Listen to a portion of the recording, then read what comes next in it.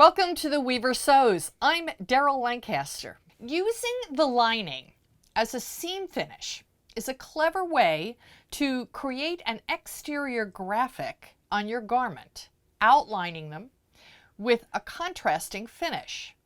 My 800 vest pattern is perfect for this application. In this hand-woven mohair vest, I've used the lining, a black corduroy, as the seam finish in the side seams, in the shoulder seams, and the yoke seams.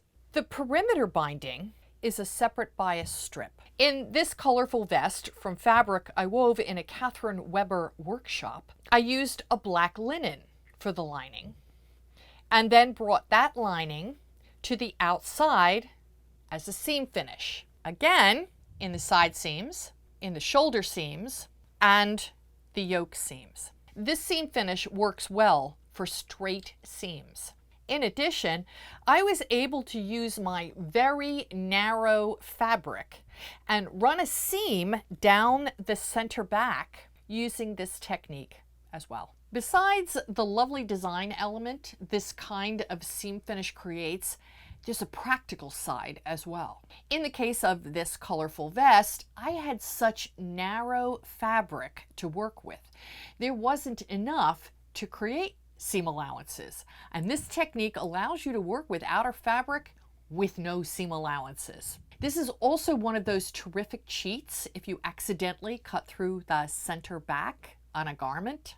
The technique is fairly straightforward. Take off the seam allowances for the outer garment and add generous seam allowances for the lining, which will come to the front and cover the outer garment. The challenge with this technique is the cutting out part.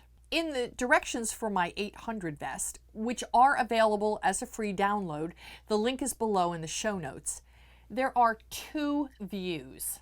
The first view shows a normal vest construction where the lining and the outer garment are constructed separately and then pinned wrong sides together for the perimeter edge binding. You can see that here in this vest from Commercial Fabrics and this vest, which is lined with a leopard skin.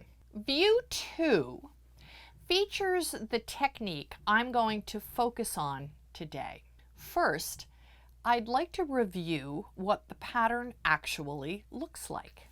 The center front edges, the lower edge, and the armhole openings are all bound with a separate bias strip. Both views use this edge finish. I'll cover that in a later video. None of those edges have seam allowance, and the master pattern says that. Just to be clear, you'll be binding right to the edge with the separate bias. The side seams and shoulder seams all have this standard 5/8 inch or 1.5 centimeter seam allowance built in, which will then be removed for the kind of seam finish we're doing today. The directions have you cut out the pattern as shown, and then right before installing the garment pieces into the lining, trim off the seam allowances.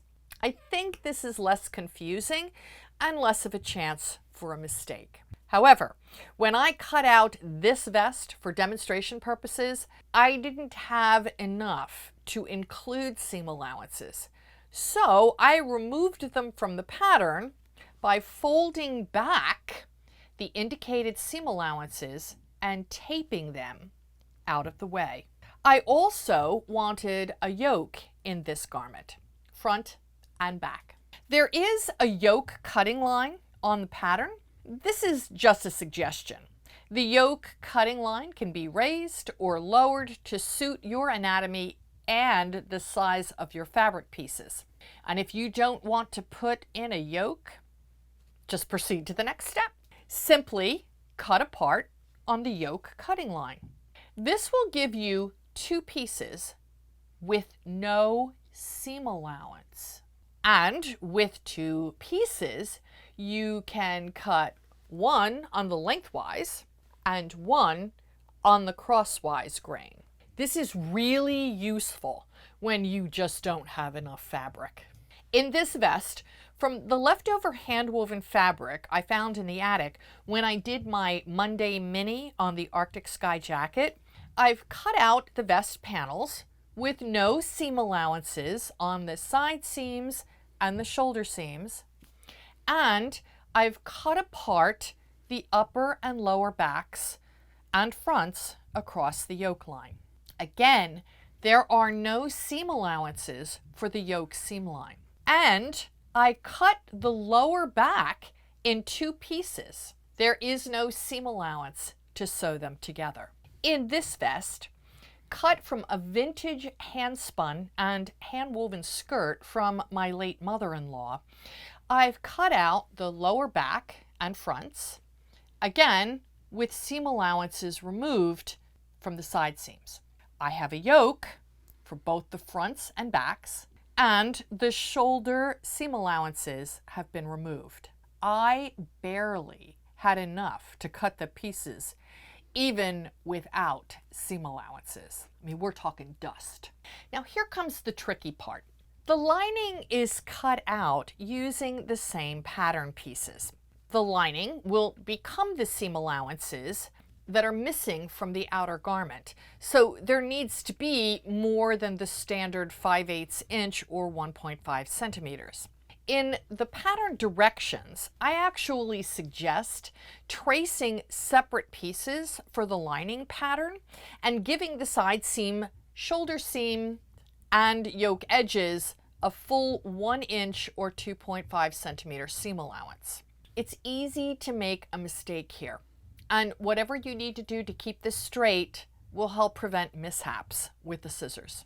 I used the regular pattern, but marked the new cutting lines directly on the lining fabric with chalk before I cut out the lining. In addition, I positioned the heads of the pins well within the new seam allowance extensions, so I wouldn't accidentally cut to the original pattern dimensions.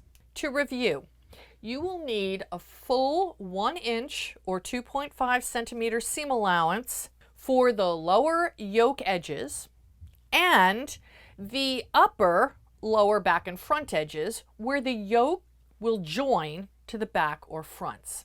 The side seams and shoulder seams already have a 5/8 inch or 1.5 centimeter seam allowance built in.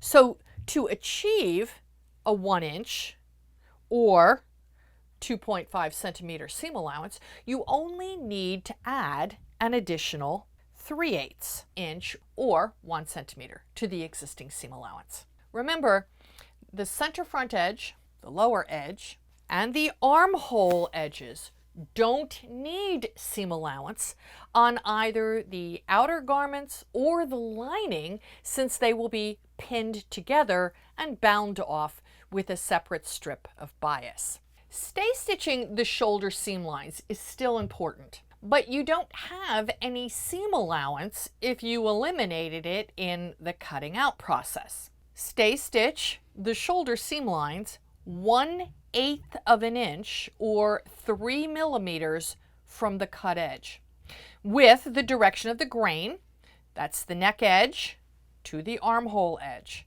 This will eventually be covered by the seam finish. The next step is to assemble the entire vest lining using 1 inch or 2.5 centimeter seam allowances. I have sewn the shoulder seams, the side seams, and the center back seam, since this particular vest needed the center back piece. The seams are sewn with 1 inch or 2.5 centimeter seam allowances. I've also stitched the yoke seams with 1 inch or 2.5 centimeter seam allowances, but I stopped stitching when I got to the center back to prevent catching the center back seam allowance, and resumed stitching on the other side of the center back. That keeps the center back seam allowance free to manipulate. Now comes the fun part. Place each panel of the outer vest wrong sides together with the lining where it belongs. Remember, the outer vest should have no seam allowances at the side seams, shoulders, center back, or yokes. Carefully pin each cut edge of the outer garment to its appropriate seam line on the lining. Place the pin heads towards the body of the garment. You'll want to leave them in place until the lining seam allowances are secured. You'll use a lot of pins. It's okay to do this in stages. Carefully turn under each lining seam allowance, starting with the center back if you have a seam there, and move the pins to secure the seam allowance of the lining in place. It's helpful here to reduce bulk by clipping away some of that seam allowance.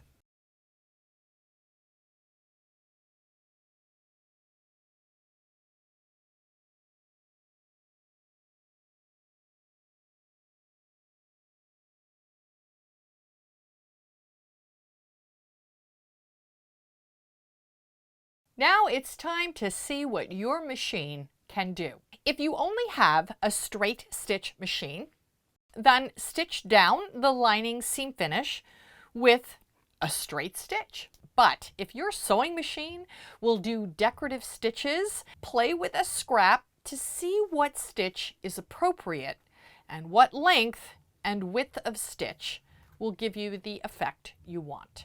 Try a shallow zigzag off the edge of the binding, or an applique stitch, or even a blind hem stitch. Some of the newer machines, like my Janome 6600 Professional, have a little button that allows the stitch to be mirrored so you can sew down the other side in the same direction. You might not even realize that your machine can do this. Once you've decided on a stitch and established the length and width of the stitch you want, begin to carefully stitch the folded lining seam allowances down through all layers. If you're the kind of person who enjoys hand stitching, it's possible to do this by hand. Just make sure that you catch all the way through to the back. Next time, we will attach the collar, and there are a couple of different ways to approach that. I'm Daryl Lancaster for The Weaver Sews.